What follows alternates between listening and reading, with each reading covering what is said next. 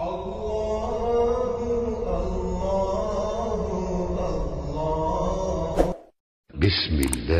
రహ్మానిర్ రహీం.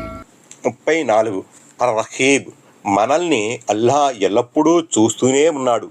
మన ప్రతి కదలికను ఆయన గమనిస్తూనే ఉన్నాడు. సర్వకాలాలు ఆయన హస్తగతమై ఉన్నాయి. ఎప్పుడు ఏమి జరుగుతుందో కూడా ఆయనకు తెలుసు. మరుక్షణంలో మనకు ఏం జరగనుందో తెలియదు. అయినా మనం అన్నీ తెలిసినట్టు నటిస్తాం.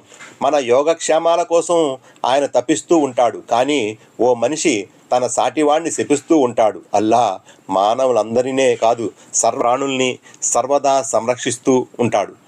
అపాయాల్లో చిక్కుకున్నప్పుడు మన మనసుకు ఉపాయాలు తట్టేలా చేసేది ఆయనే. ప్రమాదాల్లో చిక్కుకున్నప్పుడు మనల్ని గట్టెక్కించి ప్రమోదాన్ని ఇచ్చేది ఆయనే. అల్లా అర్-రహీబ్ అంటే అర్థం దాసుల్ని అంటే మనల్ని, మన వ్యవహారాల్ని గమనించేవాడని, కనిపెట్టేవాడని అర్థం. మనం కష్టాలు గురైనప్పుడు మన సహాయార్థం మరొకరిని పంపిస్తాడు. ఇది మనపై ఆయనకు ఉన్న దయ కాకపోతే మరి ఏంటి? వరదలు, తుఫానులు, అగ్ని ప్రమాదాలు, భూకంపాలు లేక మరేవైనా విపత్తులు సంభవించినప్పుడు మనల్ని కాపాడడానికి వచ్చేది మనుషులే కదా. అల్లాహ్ దయా కరుణానుగ్రహాల వల్లనే మరొకరు వచ్చి మనల్ని రక్షిస్తున్నారు.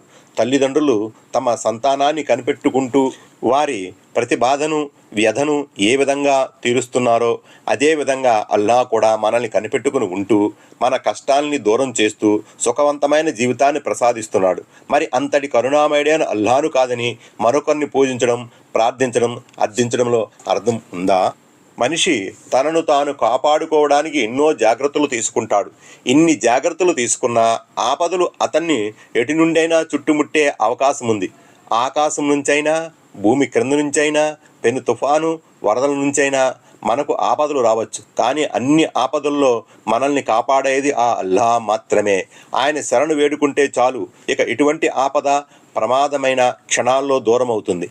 పుట్టినప్పటి నుంచి గిట్టే వరకు మనిషికి శారీరకంగా, భౌతికంగా, మానసికంగా ఇంకా ఆధ్యాత్మికంగా అల్లాహే మనకు సహాయ సహకారాలను సమకూరుస్తున్నాడు. జీవితాంతం ఆయన అమూల్యమైన అగణితమైన మేళ్లను అనుభవిస్తూ కూడా ఆయన దైవత్వాన్ని కాదనడం మనిషి అజ్ఞానానికి అద్దం పడుతుంది. అల్లాహ్ను మనం పూజించనంత మాత్రాన, ఆరాధించనంత మాత్రాన ఆయన దైవత్వంలో ఎలాంటి కొరత ఏర్పడదు. అలా ప్రవర్తించడం మూలాన మన పరలోకమే ప్రమాదంలో పడుతుంది తప్ప ఆ పరమోన్నత ప్రభు గొప్పతనములో, ఘనతలో ఏమాత్రమూ లోటు రాదు. మానవులారా, మీ ప్రభువుకు భయపడండి. అల్లాహ్ మిమ్మల్ని పరికిస్తున్నాడనే విషయాన్ని తెలుసుకోండి. దివ్య ఖురాన్ 4:1.